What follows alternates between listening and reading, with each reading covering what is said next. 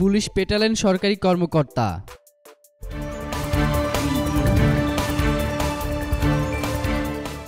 সিলেট নগরীতে দায়িত্ব পালনরত অবস্থায় এক ট্রাফিক পুলিশকে পিটিয়েছেন একটি বাড়ি একটি খামার প্রকল্পের কর্মকর্তা তানজিল আহমদ।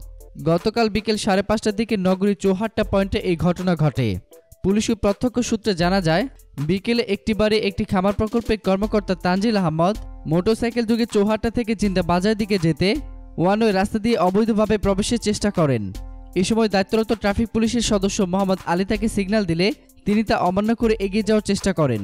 এই অবস্থায় ট্রাফিক সদস্য আলী এগিয়ে গিয়ে গতিরোধ করলে ওই ব্যক্তি মোটরসাইকেল থেকে নেমে ট্রাফিক সদস্যের হাতে থেকে লাঠি কেড়ে নিয়ে তাকে বেধড়ক পেটাতে শুরু করেন।